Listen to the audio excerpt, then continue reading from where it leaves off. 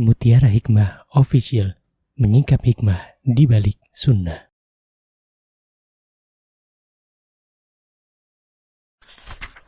Salurkan donasi terbaik Anda untuk mendukung dakwah Mutiara Hikmah Official. Mau haji yang gak pakai antri? Daftar sekarang, insya Allah 2024 berangkat. Gratis keberangkatan umroh sebelum haji. Dibersamai oleh Ustadz Hanan Yasir dan juga Ustazah Imro'atul Azizah. Buruan daftar sekarang juga, sebelum harga naik.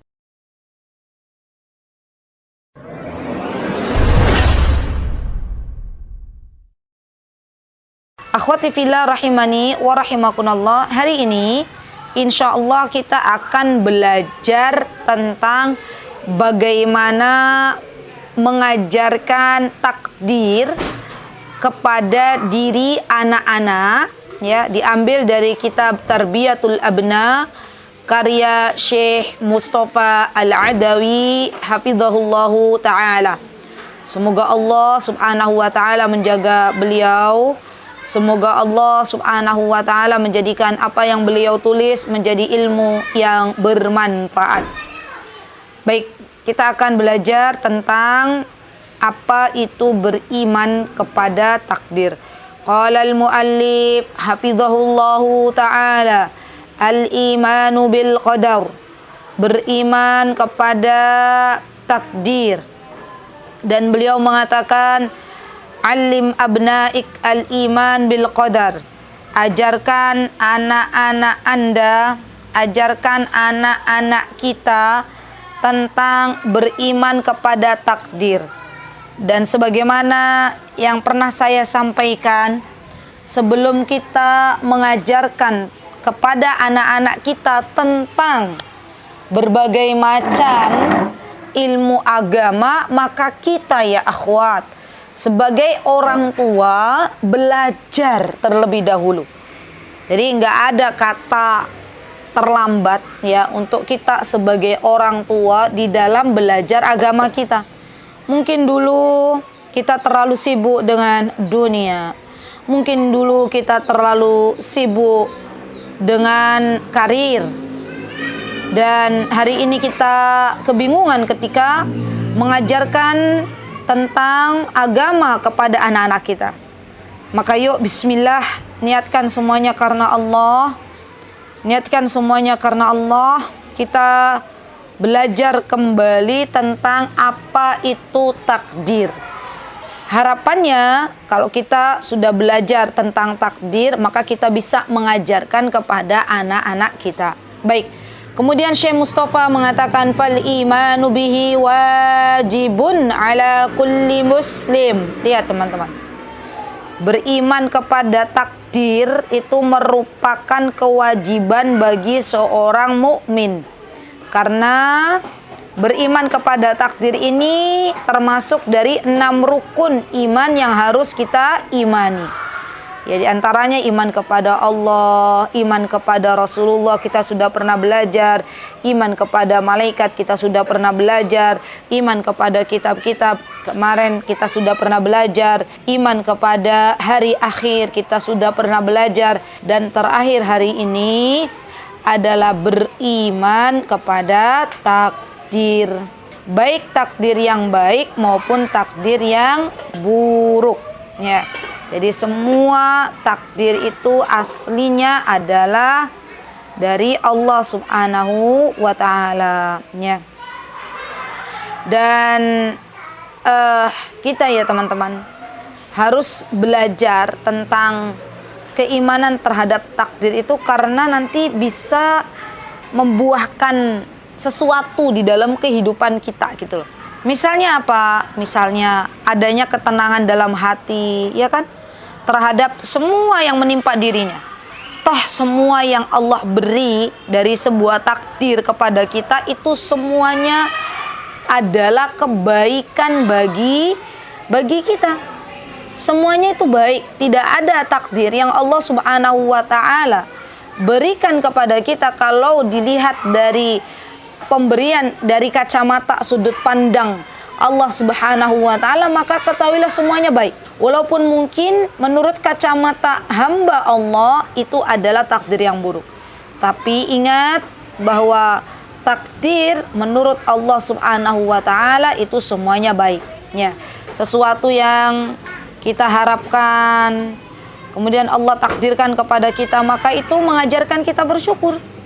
Sebaliknya, ketika ternyata Allah memberikan kepada kita, mentakdirkan kepada kita sesuatu yang tidak sesuai dengan harapan, maka kita diajarkan oleh Allah untuk bisa bersabar. Dan semuanya berpahala di sisi Allah Subhanahu wa ta'ala. Ya. Jadi Masya Allah ya teman-teman, seorang ibu itu Masya Allah amanah. Ya, di antara yang seharusnya dilakukan oleh seorang ibu adalah mengajarkan kepada anak-anak agama yang mulia ini, Masya Allah. Nah, kita belajar memahami takdir itu sesuai dengan kaidah Ahlus Sunnah wal Jamaah. Karena nanti ada teman-teman firqah-firqah atau kelompok-kelompok yang dia itu menyeleweng gitu loh. Dia itu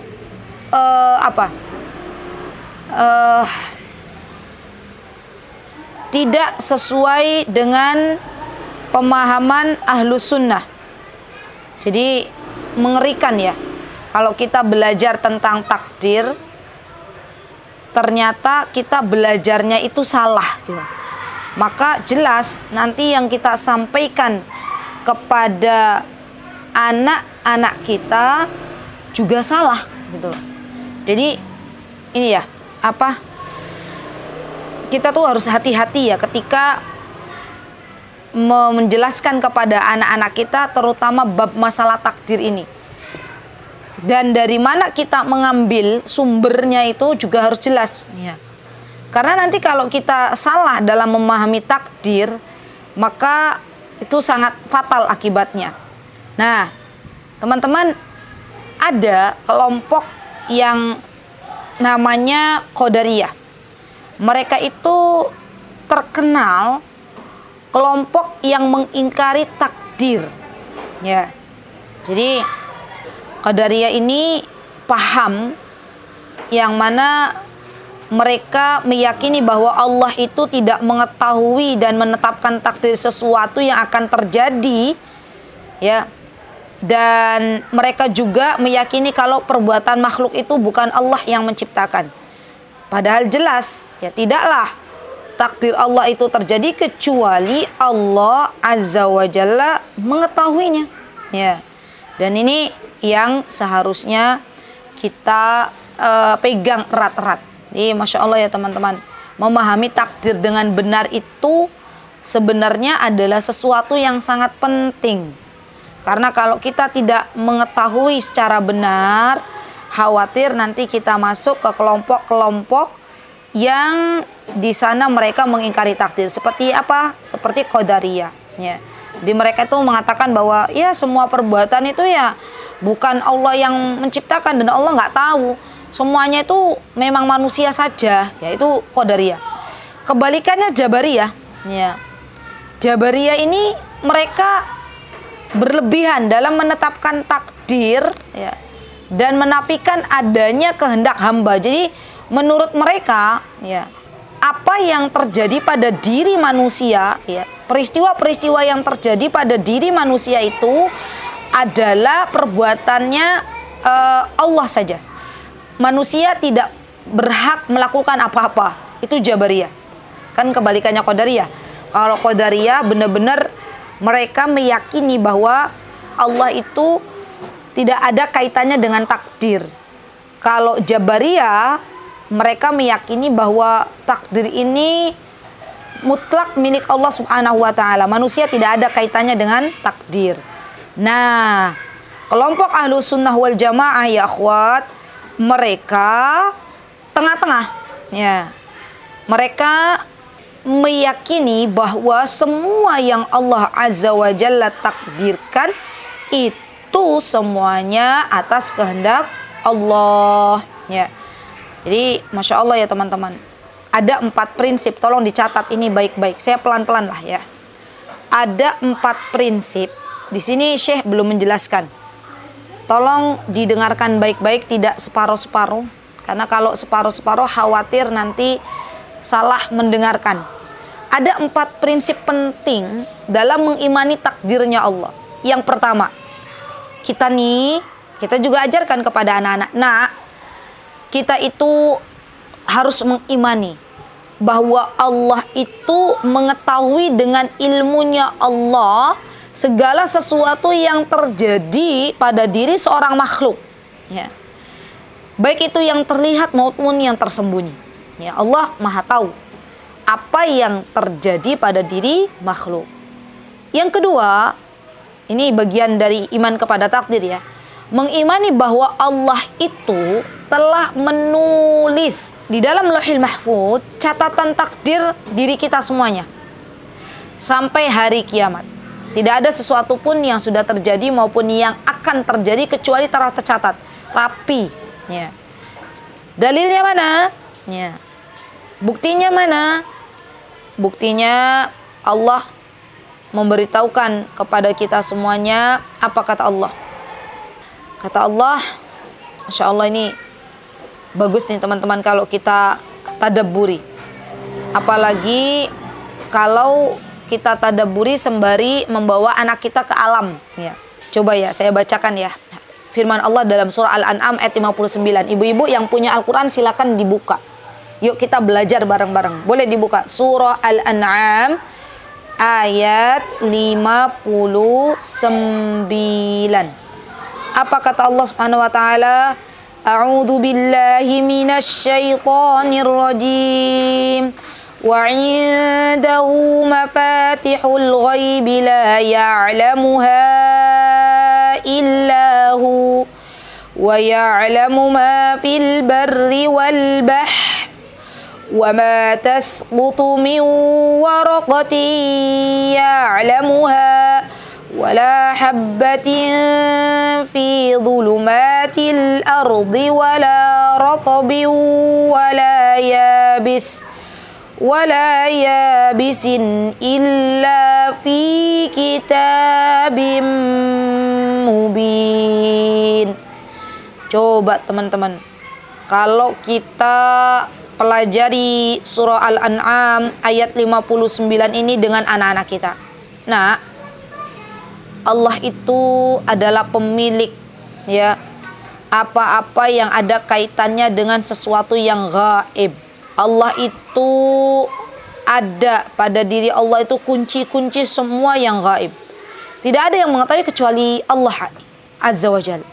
Dan Allah itu mengetahui, wahai anakku, apa yang ada di daratan dan apa yang ada di lautan. Coba gini, kalau bahasanya kan kalau sama anak-anak kita tanya, coba deh yang ada di daratan, ayo sebutkan ada apa aja. Ada manusia gitu kan ya. Ya. Ada hewan. Ya. Ada apa lagi? Nah. Terus nanti yang ada di lautan, ada apa? Ada ikan. Kan senang anak-anak.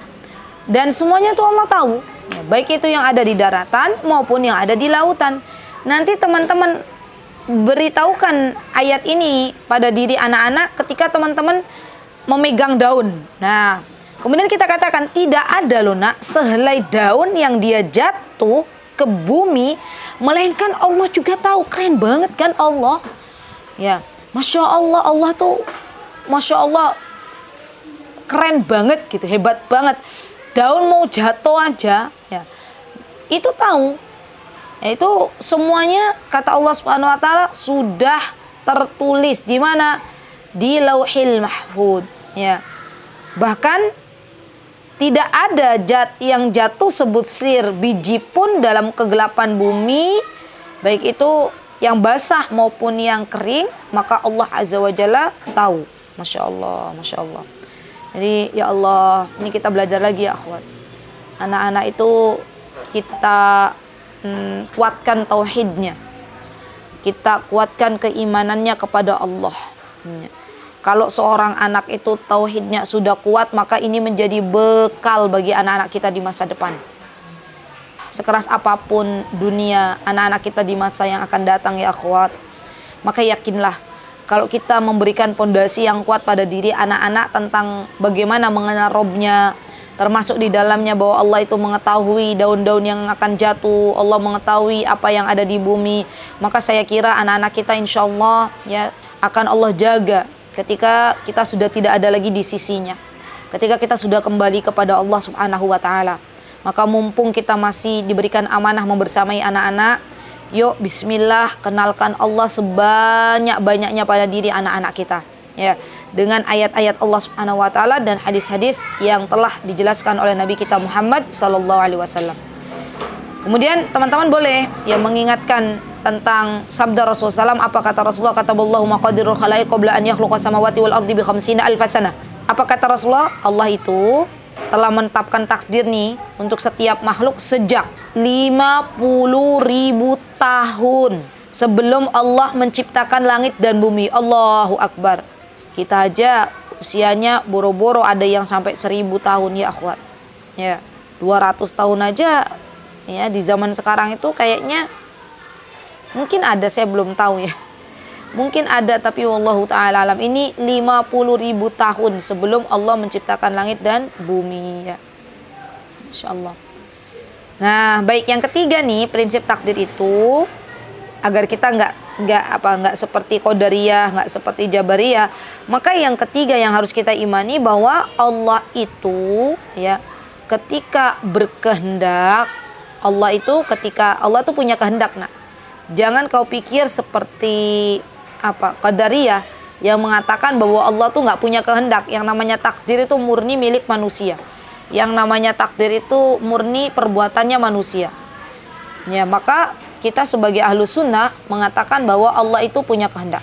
Allah itu kalau memutuskan sesuatu maka Allah azza wa jalla tinggal mengatakan kun fayakun, jadilah, maka sudah jadi ya. Baik, kemudian yang keempat, mengimani bahwa Allah itu ketika menciptakan segala takdir maka Allah menciptakan takdir tersebut ya. Jadi adanya kaitan dengan Allah Subhanahu wa Ta'ala. Semua yang ada di bumi, semua yang ada di alam semesta ini, semuanya sudah diciptakan oleh Allah Subhanahu wa Ta'ala. Dan tidak ada satupun dari makhluk yang tidak diciptakan oleh Allah Subhanahu wa Ta'ala. Baik.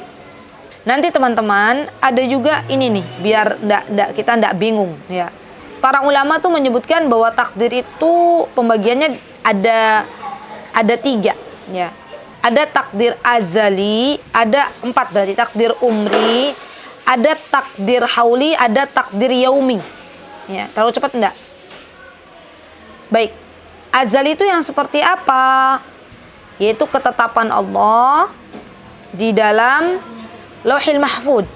Ya. Ketetapan Allah yang Allah Azza wa Jalla telah ciptakan dengan qalam, dengan pena. Nanti kan ada nih di hadis ya. Ada tentang bahwa wajaffatis suhuf ya, bahwa pena itu telah kering. Nah, ini maksudnya adalah takdir yang Allah tetapkan sebelum menciptakan langit dan bumi.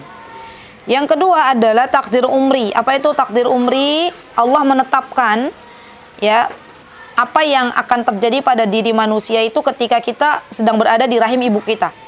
Kan itu ya, pernah dengar nggak sebuah hadis yang sudah ditentukan oleh Allah Subhanahu wa Ta'ala ya, apa-apa yang kita akan lakukan, termasuk diantaranya adalah kita ditakdirkan untuk berbahagia ya, ataupun kita ditakdirkan oleh Allah Subhanahu wa Ta'ala mendapatkan kesengsaraan, itu semuanya sudah diatur sedemikian rupa ketika kita berada di rahim ibu kita ya. Jadi ini bagus sekali ya akhwat, ketika kita mengimani bahwa ternyata ya Masya Allah ya, Allah Subhanahu wa Ta'ala telah memberikan kepada kita ketika kita berada di dalam perut ibu kita berapa hari? 40 hari. Maka kita ketika itu dalam keadaannya masih nutfah, setetes mani. Dan setelah itu baru kemudian berubah menjadi alaqah. Alaqah itu setetes darah ya. Baru kemudian setelah itu menjadi mudghah. Baru kemudian Allah Azza wa Jal mengutus malaikat untuk meniupkan ruh. Maka para ulama mengatakan 40 tambah 40 tambah 40 120. 3 bulan Allah Azza wa Jalla kemudian meniupkan ruh. Dan Allah memerintahkan dengan 4 perkara. Bikatbi rizkihi, dituliskan untuk hamba ini rizkinya, wa ajalihi, dan Allah Azza wa Jalla telah tuliskan untuk diri seorang hamba itu ajalnya sampai kapan, wa amalihi, dan amalnya, wa saqiyun au sa'idun, dan dia termasuk orang yang akan mendapatkan kebahagiaan atau mendapatkan kesengsaraan. Jadi perlu diketahui ya akhwat bahwa jodoh itu ya kan biasanya jodoh itu sudah ditakdirkan katanya ya. Ketika kita berada di dalam perut ibu kita ternyata tidak ada ya tidak dituliskan jodoh atau pasangan, yang dituliskan adalah hal-hal yang tadi saya sebutkan. Baik. Kemudian yang ketiga ya akhwat, ya ini penting nih. Nanti ada kaitannya dengan doa. Ada yang namanya takdir hauli. Nah, takdir hauli ini adalah ketetapan Allah yang Allah tuliskan di setiap malam Lailatul Qadar. Nah, makanya kan ketika malam Lailatul Qadar itu Allah Subhanahu wa taala menurunkan ya para malaikat ke muka bumi ini, dan dalam surah Al-Qadar ya atau ada dalam surah Ad-Dukhan ayat 1 sampai 5 coba. Apa kata Allah Subhanahu wa taala? A'udzubillahi minasyaitonir rajim. Bismillahirrahmanirrahim. Hamim wal kitabil mubin. Inna anzalnahu fi lailatin mubarakatin inna kunna munzirin. Fiha yufraqu kullu amrin hakim. Nah, apa kata Allah? Malam Lailatul Qadar itu adalah malam yang ditetapkan segala urusan yang penuh hikmah. Kata para ulama termasuk Ibnu Katsir, diantaranya adalah telah ditakdirkan untuk 1 tahun. Bagaimana nasibnya hamba Allah ini 1 tahun. Ya. Dan terakhir adalah takdir yaumi. Takdir yaumi itu adalah takdir yang Allah tentukan terjadi ya pada waktu yang telah ditakdirkan sebelumnya. Ada juga yang mengatakan takdir yaumi adalah kesehari-harian ya. Dan tidak ada yang bisa merubah takdir kecuali Allah Azza wa Jalla, dan kita bisa takdir itu berubah dengan doa yang kita panjatkan kepada Allah. Nah, ini dia. Jadi ada kaitannya ya akhwat antara doa dan takdir. Nah, ini penting banget. Nah, kita nanti ke anak-anak bilang gini, "Nah, kalau pengen dijaga sama Allah, banyak berdoa. Mau keluar rumah berdoa. Kenapa bun?" Gitu misalnya. Karena nak, dengan doa itu Allah Azza wa Jalla merubah takdir kita. Ya, bahkan Rasulullah SAW mengatakan, kalaulah ya doa itu adalah sesuatu yang bisa mendahului takdir. Ya, jadi Masya Allah ya. Penting banget tuh untuk kita ajarkan tentang doa kepada anak-anak kita agar dijaga oleh Allah Subhanahu wa taala. Baik, kemudian kita juga perlu mengajarkan tentang hadisnya Nabi kita Muhammad SAW. Masya Allah, ini hadis yang agung sekali, hadis yang Masya Allah kalau kita pelajari itu nggak cukup 1 sesi kajian ini. Ya, saya ada di Yogyakarta itu kajian offline ya, membahas tentang hadis Arba'in An-Nawawiyah di Masjid Mangkuyudan yang diadakan oleh Ibu Yuni ya. Majelis taklimnya Hidayah Sunnah ya, Hidayah Sunnah. Dan di situ nanti ada kita tuh pelajari tentang bagaimana Rasulullah SAW mengajarkan kepada Abdullah bin Abbas ya. Dan ini kaitannya tentang takdir. Dan yang tadi yang ada 4 perkara itu juga ada tuh dalam hadis Arba'in An-Nawawiyah, hadis yang keempat, yang Arba'ina yauman gitu ya, nutfatan, mudghatan, itu ada semuanya. Nah, sekarang kita belajar tentang apa yang disebutkan oleh Syekh di dalam kitab beliau, kitab Tarbiyatul Abna. Kata beliau, ketika suatu hari Rasulullah Shallallahu Alaihi Wasallam membonceng Ibnu Abbas, Masya Allah ya. Dan Rasulullah itu adalah teladan bagi kita semuanya. Teladan bagi kita semuanya. Beliau itu Masya Allah ya, tidak gengsi ketika harus membonceng anak paman beliau yang bernama Abdullah ibnu Abbas. Masya Allah ya. Maka apa kata Rasulullah SAW? Beliau bahkan menasehati Abdullah ibnu Abbas, Masya Allah ya, dengan nasihat-nasihat terbaik. Di antaranya Rasulullah SAW mengatakan, ya ghulam, inni u'allimuka kalimatin. Masya Allah. Wahai anak kecil, ya, saya akan mengajarkan beberapa kalimat kepada engkau. Masya Allah. Apa yang diajarkan oleh Rasulullah Sallallahu Alaihi Wasallam? Ihfadillaha yahfadka. Masya Allah, ini berat ya. Ya Allah, ini coba lihat teman-teman. Ucapannya tuh, kata-katanya tuh ringan, tapi kalau kita jabarkan itu panjang kali lebar. Coba, ihfadillaha yahfadka, jagalah Allah, maka niscaya Allah menjagamu. Kalau kita pelajari lebih dalam lagi bagaimana para ulama menjelaskan tentang hal ini, maka yang dimaksud dengan jagalah Allah itu bukan kita langsung menjaga Allah. Allah tidak perlu penjagaan kita. Tapi yang dimaksud adalah menjaga kewajiban kita kepada Allah Subhanahu wa taala. Ya, menjaga haknya Allah Subhanahu wa taala. Kita dalam hidup itu kan ada hak-hak orang lain. Ya, dan ada hak Rabb kita, ada haknya Allah Subhanahu wa taala. Di antara haknya Allah apa? Kita sembah, ya. Kita ibadahi. Tidak boleh kita sekutukan. Maka kita boleh nih diskusi sama anak-anak. Nah, kalau kamu pengen dijaga sama Allah, jaga sholat ya nak. Jangan tinggal sholat ya nak. Jaga Allah itu adalah kalau Allah memerintahkan untuk kita berpuasa di bulan Ramadan, berpuasa ya nak. Biar dijaga sama Allah. Masya Allah ya. Kemudian di sini ada ihfadillah yahfadka. Ihfadillah tajiduhu tujahaka. Ya. Dan jagalah Allah, maka engkau akan mendapati Allah ada di hadapanmu. Jadi kita boleh, ya, kita bilang ke anak kita, nak, kalau kamu rajin sholat nak, maka Allah akan menolong kehidupanmu, gitu ya. Allah akan memberikan solusi dari semua apa yang kamu rasakan dari problem kehidupan ini. Masya Allah, itu keren banget tuh kalau seorang ibu ya bisa menasihati ini kepada anak-anak. Allahu Akbar, Allahu Akbar. Nggak ada, ya, nggak ada ceritanya anak itu anak itu nggak sholat gitu, karena dia paham kalau aku pengen dijaga Allah berarti harus sholat. Masya Allah. Kemudian idza sa'alta fas'alillah. Nah, kalau kamu meminta, minta nak pada Allah nak. Nggak boleh kita minta kepada selain Allah.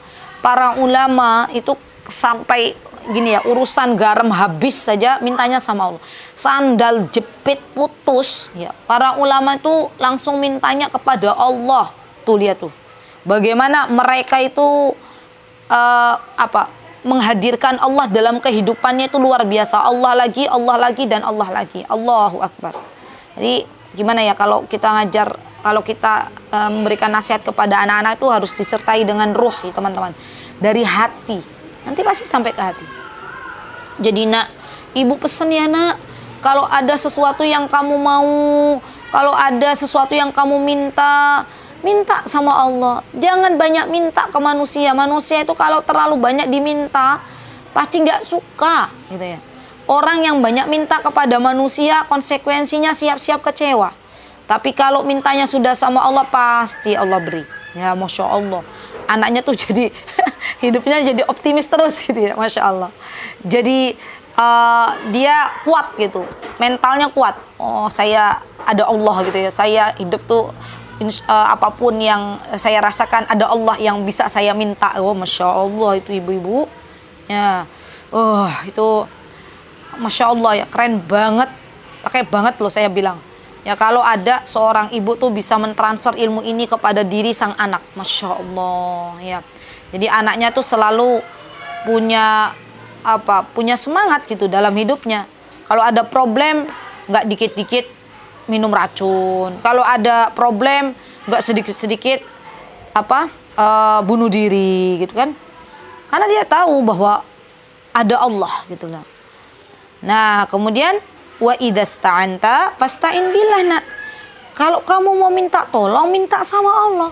Contoh nih misalnya nak, ya kamu lagi ujian sayangku, lagi ujian, nggak bisa kok semalam sudah belajar tapi lupa. Minta sama Allah, ya muallima Adam, ya mufahima Sulaiman, fahimni. Ya Allah ingatkan aku ya Allah. Semalam udah belajar ya Allah, kenapa kok sekarang ngeblank?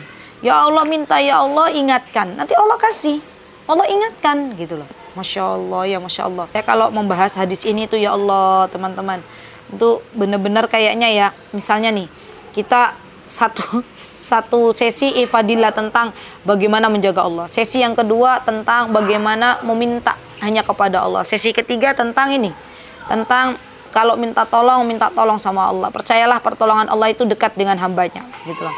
Baik, kemudian di sini ada wa'lam annal ummata law ijtama'at ala an yanfa'uka bi syai'in lam yanfa'uka illa bi syai'in qad katabahu Allahu laka wa in ijtama'u ala an yadurruka bi syai'in lam yadurruka illa bi syai'in qad katabahu Allahu 'alaika rufi'atil aqlamu wa jaffatis suhuf. Masya Allah. Wah, ini juga pakai keren banget gitu ya. Coba bayangin ya, coba kita ini ya, kita belajar bareng-bareng nih. Nah, ya. Yakin nak bahwa kalaulah semua orang yang ada di dunia ini bersatu padu memberikan manfaat kepadamu tuh nggak akan bisa kalau Allah nggak mengizinkan. Gitu loh gampangannya kita menerangkan kepada anak-anak. Sebaliknya nak, kalau semua orang yang ada di muka bumi ini bersatu padu untuk memberikan bahaya kepadamu, itu nggak akan bisa terjadi kalau Allah nggak mengizinkan kepadamu terjadi suatu bahaya. Jadi nak, nggak usah takut nak, bismillah nak, gitu ya Masya Allah. Nah, ibu tuh diantara peran ibu tuh memotivasi, ya ibu tuh harusnya jadi motivator, motivator menyemangati anak-anak bahwa jangan pernah takut menghadapi dunia ini. Mintalah sama Allah, ya Allah itu suka, zat yang suka kalau diminta. Dan jangan pernah takut kepada manusia. Tenang kalau Allah nggak mengizinkan sesuatu terjadi kepadamu nak, walaupun mungkin semua orang itu telah menyiapkan, berencana membunuhmu misalnya, maka itu tidak akan terjadi kalau Allah belum mengizinkan. Sebaliknya nak, kalaulah ada orang lain ingin memberikan manfaat kepadamu, kalau Allah belum mengizinkan, ya nggak mungkin terjadi. Semuanya itu terjadi karena Allah Azza wa Jalla yang memberikan manfaat dan bahaya, Allah yang berkehendak. Wah, Masya Allah tuh keren banget, pakai banget ini, Masya Allah. Kalau sampai anak-anak itu paham dengan makna hadis ini yang diterangkan oleh orang tuanya masing-masing. Jadi pondasi iman gitu ya, Masya Allah. Kemudian terakhir apa? Rufi'atil aqlam wa jaffatis suhuf. Masya Allah. Tenang aja nak, karena semuanya itu ya sudah ditulis oleh Allah Subhanahu wa taala. Sudah diangkat pena dan telah kering lembaran-lembaran catatan. Masya Allah. Nanti teman-teman ini ya bisa belajar lebih dalam lagi tentang bab hadis Ibnu Abbas ini di hadis Arba'in An-Nawawi ya. Itu nanti ada tuh ya. Nanti teman-teman bisa, atau kayaknya saya pernah menyampaikan ini di YouTube Mutiara Hikmah Official tuh ada ya. Saya pernah menyampaikan ini tentang jagalah Allah di hadis ke-19. Ya, coba lihat di YouTube Mutiara Hikmah ya. Kajian sudah pernah saya sampaikan insyaallah, dan silahkan nanti teman-teman bisa memurojaah. Atau dari ustadz-ustadz lain juga boleh. Yang penting ustadznya itu adalah ustadz Ahlus Sunnah wal Jamaah ya. Karena ini erat kaitannya dengan takdir. Kalau kita salah ustadz ya, milih salah guru tuh fatal akibatnya ya. Masya Allah. Atau ini ya teman-teman, kita tuh juga boleh ya mengajarkan kepada anak-anak tentang beberapa kisah gitu ya. Kisah bagaimana ada seorang laki-laki yang akan membunuh Nabi Musa alaihissalam. Ya kan ada tuh dalam surah Al-Qasas. Ya. Dikejar-kejar Nabi Musa dan endingnya itu apa? Nabi Musa diselamatkan oleh Allah Subhanahu wa taala dan Nabi Musa berdoa lagi kepada Allah, Rabbi najjini minal qaumidz zalimin. Apa kata Nabi Musa? Ya Allah, selamatkan aku dari orang-orang yang zalim. Akhirnya apa? Akhirnya Nabi Musa keluar dari Mesir dalam kondisi lapar menuju Madian. Ini Masya Allah kisah yang sangat heroik gitu ya. Anak-anak kan biasanya suka tuh kisah-kisah yang ini ya, yang seru gitu. Nah, bisa tuh diceritakan. Jadi nak dulu itu naknya pernah suatu hari gitu ya. Ada kisah dari kehidupan Nabi Musa.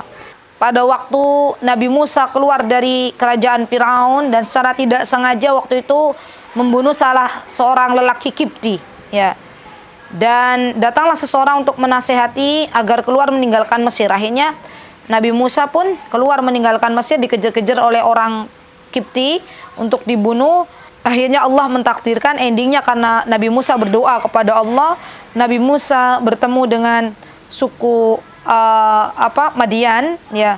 Dan akhirnya Nabi Musa pun menolong dua gadis yang sedang mengambil air untuk ternaknya, tapi mereka tidak bisa mengambil air untuk ternak mereka karena ada kaum laki-laki yang mengambil air juga untuk ternaknya. Ya, mereka memiliki rasa malu yang sangat, maka Nabi Musa alaihissalam menawarkan untuk memberikannya, dan akhirnya Masya Allah balasan yang Nabi Musa dapatkan, Nabi Musa diberikan salah satu dari putri tersebut menjadi istrinya Nabi Musa alaihissalam. Masya Allah, ya.